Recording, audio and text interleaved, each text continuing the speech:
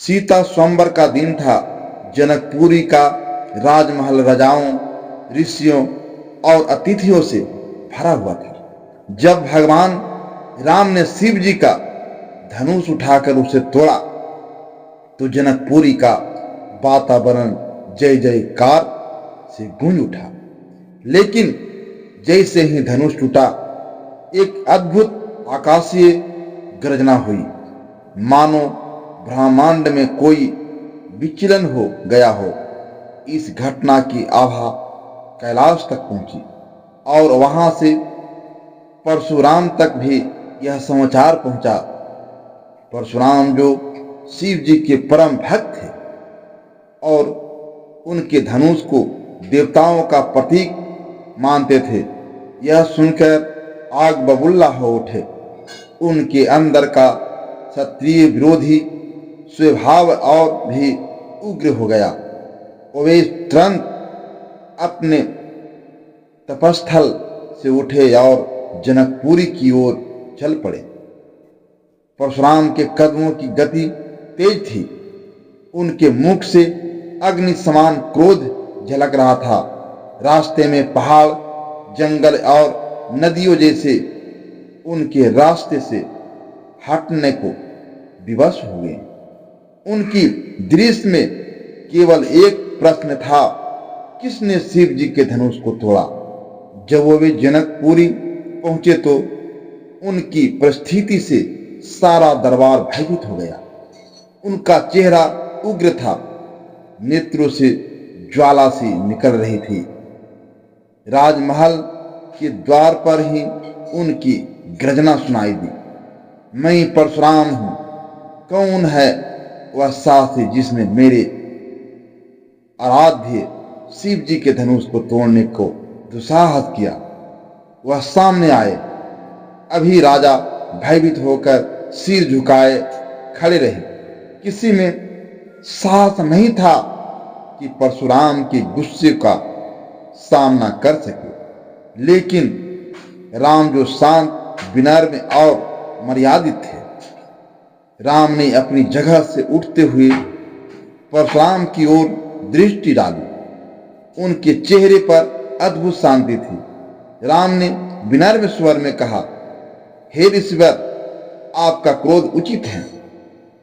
शिव जी का धनुष तोड़ने वाला मैं ही हूं, लेकिन मेरा उद्देश्य किसी का अपमान करना नहीं था। मैंने उसे केवल अपने कर्तव्य के रूप में तोड़ा। परशुराम ने राम को घूरते हुए कहा, तुम जानते हो यह धनुष केवल शिव जी का नहीं, पूरे देवताओं का गौरव है। क्या तुम इतने अभिमानी हो गए कि तुमने इसे बिना सोचे समझे तोड़ दिया? राम ने अपनी दृष्टि झुका ली और संयमित स्वर में बोले, हे भगवान, मैं अभिमानी नहीं हूं। मैं केवल वही करता हूं जो मेरे धर्म और कर्तव्य के अनुसार होता है। धनुष को उठाने और तोड़ने का उद्देश्य केवल सीता जी का वर प्राप्त करना था। इसमें मेरा घमंड नहीं, बल्कि धर्म है। यह सुनकर परशुराम का क्रोध और बढ़ गया। उन्होंने गरजते हुए कहा, यदि तुम में इतनी शक्ति है तो यह दिखाओ कि तुम मेरे परशु का भार उठा सकते हो। यह परशु केवल वही उठा सकता है जो सच्चा वीर और धर्मपरायण हो। लेकिन याद रखना, यदि तुम असफल हुए तो मैं तुम्हें इसी सभा में दंड दूंगा। सभा का वातावरण गंभीर हो गया। सभी राजा और अतिथि चुपचाप राम और परशुराम के संवाद को देख रहे थे। लक्ष्मण जो राम के छोटे भाई थे और स्वभाव से उग्र थे, इस पर आपत्ति जताई। हे परशुराम, आप मेरे भाई का अपमान कर रहे हैं। यह धनुष कोई साधारण धनुष नहीं था। इसे तोड़ने की क्षमता केवल मेरे भाई में थी। आप उन्हें क्यों दोष दे रहे हैं?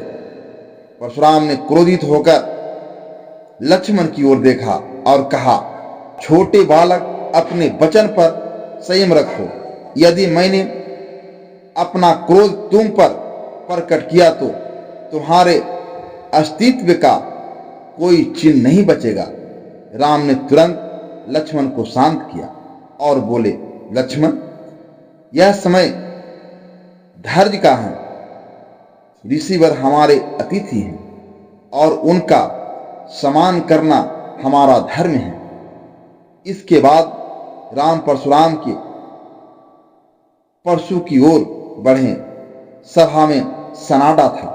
राम ने परशुराम की चुनौती स्वीकार करते हुए उनके परशु को उठाया। जैसे ही उन्होंने परशु को हाथ लगाया, परशुराम के मन में कुछ अद्भुत अनुभव हुआ। परशुराम को एहसास हुआ कि राम कोई साधारण मानव नहीं, बल्कि स्वयं भगवान विष्णु के अवतार हैं। उनका क्रोध शांत हो गया और उनकी आंखें में आस्था और विनम्रता झलकने लगी। उन्होंने राम के चरणों में गिरते हुए कहा, हे प्रभु, मैं अज्ञानी था, मैंने आपको पहचाना नहीं। आप ही तो वह हैं जो इस सृष्टि के पालन करता है। मैंने आपका अपमान किया, कृपया मुझे क्षमा करें। राम ने परशुराम को उठाते हुए कहा, हे ऋषिवर, आपका क्रोध भी धर्म की रक्षा के लिए है। मैं आपके आदर और भक्ति को समझता हूं, इसमें क्षमा की कोई आवश्यकता नहीं। सभा में सभी ने यह संवाद सुना और देखा परशुराम ने अपने परशु को राम को समर्पित कर दिया और कहा, हे प्रभु, अब मैं तपस्या के लिए हिमालय को प्रस्थान करता हूं। मेरी सारी शक्तियों अब आपकी सेवा में है। राम ने परशुराम को प्रणाम किया। इस प्रकार यह संवाद केवल दो महान विभूतियों के बीच का वार्तालाप नहीं, बल्कि धर्म, भक्ति और शक्ति की सच्ची परिभाषा थी। दोस्तों, यह कहानी हमें सिखाती है कि सच्चा धर्म विनम्रता, संयम और सत्य में है। बल और शक्ति केवल तब तक मूल्यवान है जब तक वे धर्म का पालन करते हैं। दोस्तों, अगर यह वीडियो आपको अच्छा लगा होगा तो हमारे वीडियो को लाइक शेयर अवश्य करें। धन्यवाद।